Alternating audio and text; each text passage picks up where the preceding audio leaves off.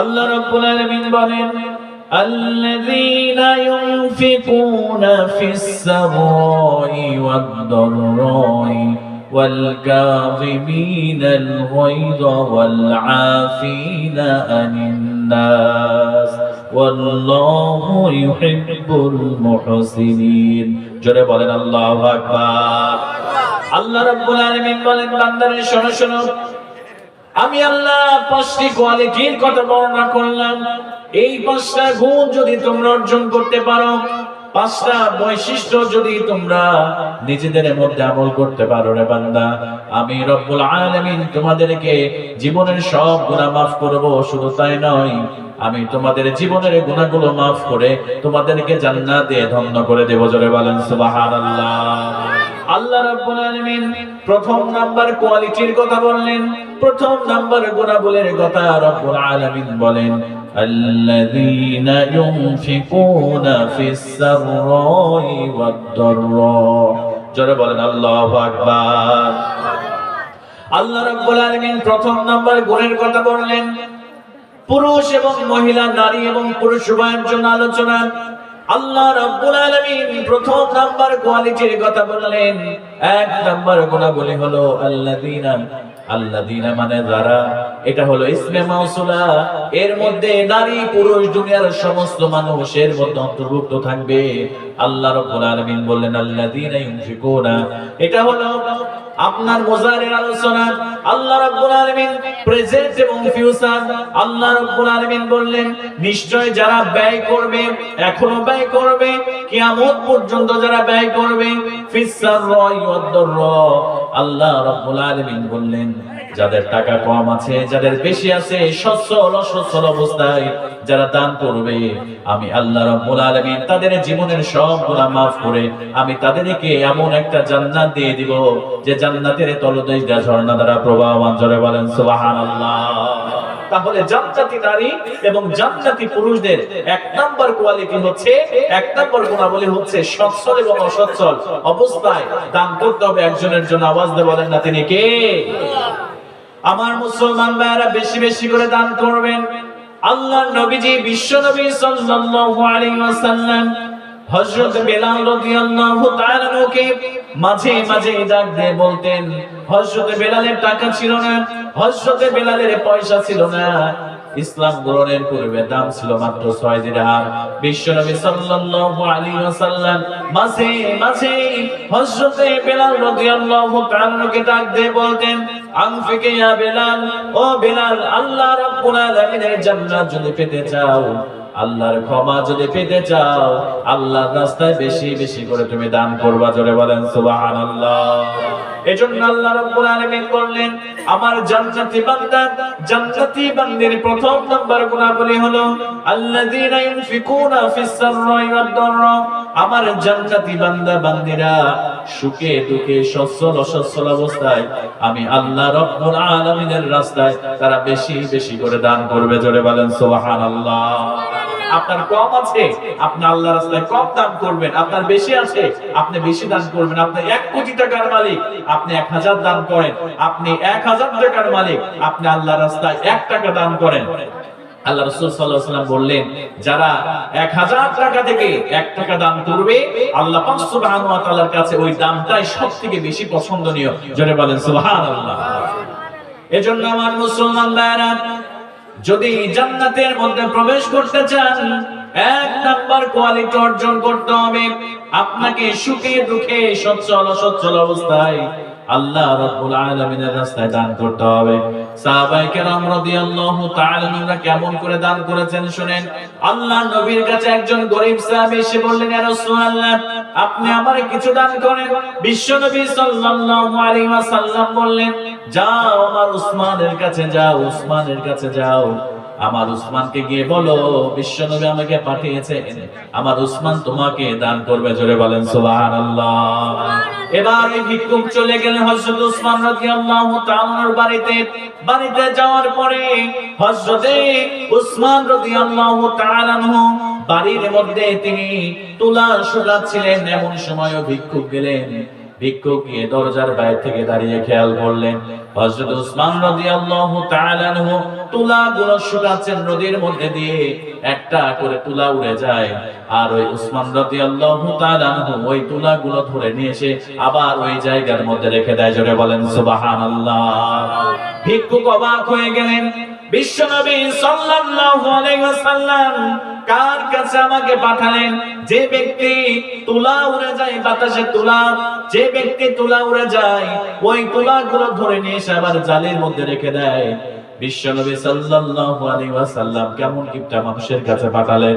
আমি কিছু চাইবো না, কারণ এই কিপটা সাহাবী আমারে কিছু দান করবে না। ওই ব্যক্তিটা আবার বিশ্বনবীর কাছে চলে গেলেন, যাওয়ার পরে বললেন, রাসূলুল্লাহ যেমন দৃশ্য দেখে এসেছি ইয়া রাসূলুল্লাহ, আপনি এমন একজন ব্যক্তির কাছে পাঠিয়েছেন, এমন একটা দৃশ্য দেখেছি, সেই দৃশ্য দেখার পরে আমি চাইতে পারি নাই। বিশ্বনবী সাল্লাল্লাহু আলাইহি ওয়াসাল্লাম বললেন, ও আমার সাহাবী, আবার যাও উসমানের কাছে যাও। আবার ওই ভিক্ষুকটা উসমান রাদিয়াল্লাহু তাআলার কাছে গেলেন, যাওয়ার পরে তিনি খেয়াল করে দেখলেন হযরত উসমান রাদিয়াল্লাহু তাআলা আনহু রোদের মধ্যে গুড় শুকাতে দিয়েছেন।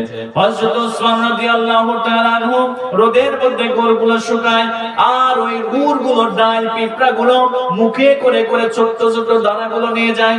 হযরত উসমান রাদিয়াল্লাহু তাআলা আনহু ওই দানাগুলো পিপীলিকার মুখ থেকে কেড়ে নিয়ে আবার ওই জারের মধ্যে, ওই বয়ামের মধ্যে রেখে দিয়েছে।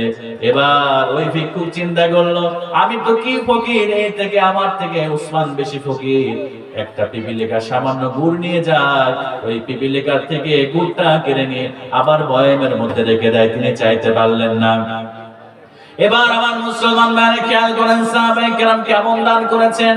আল্লাহর নবী সাহাবী আবার বিশ্ব নবী সাল্লাল্লাহু আলাইহি ওয়াসাল্লামের কাছে চলে গেলেন, যাওয়ার পরে বললেন, ইয়া রাসূলুল্লাহ, ইয়া হাবিবাল্লাহ, এমন একটা দৃশ্য আমি দেখেছি, আমি চাইতে পারি নাই।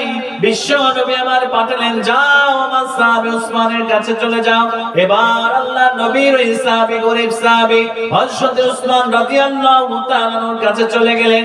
যাওয়ার পরে উসমান রাদিয়াল্লাহু তাআলাকে ডাক দিয়ে বললেন, ও আল্লাহর নবী সাহাবী, বিশ্বনবী সাল্লাল্লাহু আলাইহি ওয়াসাল্লাম আমাকে পাঠিয়েছেন, আমি হলাম গরীব সাহাবী, আপনার অনেক টাকা, আপনার অনেক সম্পদ, আপনার সম্পদ থেকে বিশ্বনবী কিছু আমাকে দান করতে বলেছে। হযরত উসমান রাদিয়াল্লাহু তাআলা আনহু এবার ওই ভিক্ষুককে দিবেন, পকেটের মধ্যে হাত দিলেন, কোনো কিছু খুঁজে পেলেন না। এবার উসমান রাদিয়াল্লাহু তাআলা বললেন, একটু অপেক্ষা করো, আমার কিছু উটের বহর ব্যবসা করে কিছুক্ষণের মধ্যে চলে আসবে। এবার কিছুক্ষণ পরে উটের বহর, 100টা উটের বহর মালামাল বোঝাই করে এবার উসমান রাদিয়াল্লাহু তাআলার বাড়িতে চলে আসলেন। এবার উসমান বললেন, ও আল্লাহর নবী সাহাবী, এই যে 100টা উট তুমি দেখতে পাও, এই উটের মধ্যে মাল সামান বোঝাই করা, তোমার যেটা পছন্দ হয় সেখান থেকে তুমি একটা উট নিয়ে চলে যাও। এবার ওই ভিক্ষুকটা সামনের একটা উট ধরেছে, আর উটের স্বভাব হলো প্রথম দিকের উটটা যদি কেউ যেদিকে নিয়ে যায়, পরপর সমস্ত উটগুলো সেই দিকে যায়। এবার প্রথম উটটা যখন ওই ভিক্ষুক ধরেছে, সঙ্গে সঙ্গে 100টা উটের বহর ওই উটের পিছনে চলতে শুরু করেছে। আল্লাহর পয়গম্বর হযরত বিশ্বনবী সাল্লাল্লাহু আলাইহি ওয়াসাল্লামের সাহাবী হযরত উসমান রাদিয়াল্লাহু তাআলা বলছেন, ও ভিক্ষুক, তোমার জন্য আল্লাহ কত সৌভাগ্যবান তোমাকে বানিয়েছে। আল্লাহ রাব্বুল আলামিন, আমি তো তোমাকে একটা উট দিতে চেয়েছিলাম, কিন্তু আমার আল্লাহ চাই এই যে উটের বহর 100টা উট তোমাকে দিয়ে দিতে চাই। ও ভিক্ষুক, আমি তোমার জন্য আমার রবের সন্তুষ্টির আশায় সমস্ত উটগুলো আমি তোমাকে দান করলাম। জোরে বলেন সুবহানাল্লাহ। এবার ওই ভিক্ষুক বিশ্বাস করে না, বিশ্বাস করছে না যে এতগুলো উট আমার উসমান দিয়ে দিল, কারণ যে দৃশ্য দেখেছে এই দৃশ্য দেখার পরে তার বিশ্বাস হচ্ছিল না।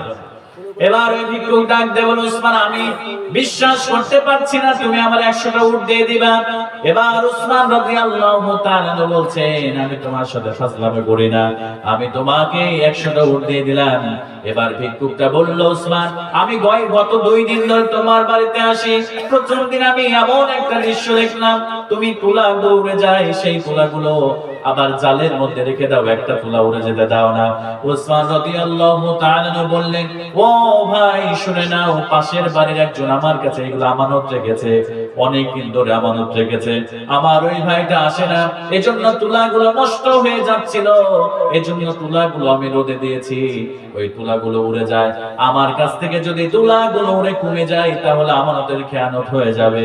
এজন্য আমি উসমান রাদিয়াল্লাহু তাআলা আনহু ওই তুলাগুলো কুড়ে কুড়ে আবার ওই জায়গায় রেখে দিয়েছিলাম। জোরে বলেন সুবহানাল্লাহ।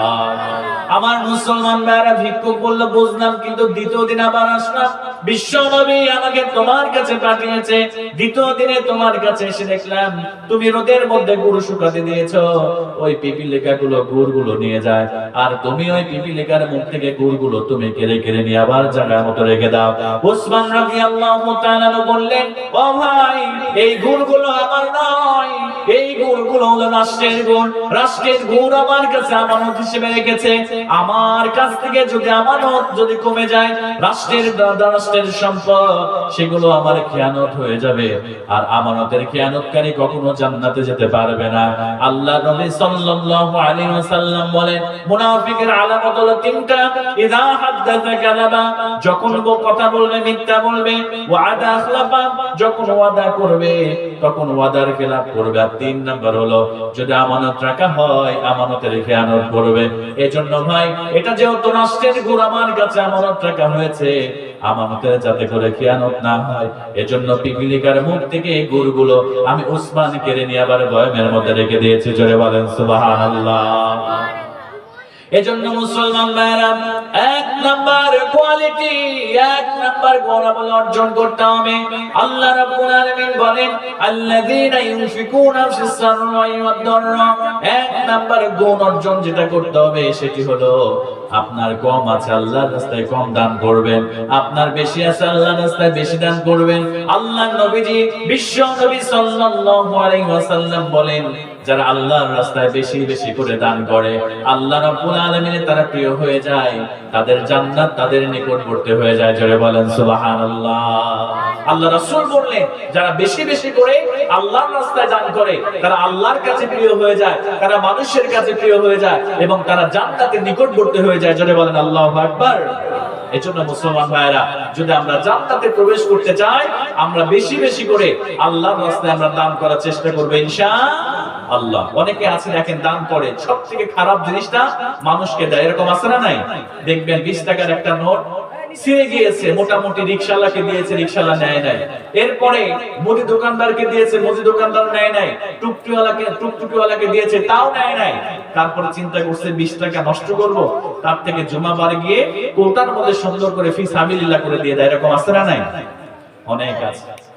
আল্লাহর রাস্তায় দান করবেন, সবথেকে উত্তম, সবথেকে ভালো জিনিসটা আপনি আল্লাহর রাস্তায় দান করবেন। বেশি বেশি করে যদি দানের ধারাটা অব্যাহত রাখতে পারে, আল্লাহ পাক সুবহানাহু ওয়া তাআলা বলছেন, আমার ওই বান্দা বান্দীকে আমি আল্লাহ জান্নাত দিয়ে ধন্য করে দেব। জোরে বলেন সুবহানাল্লাহ।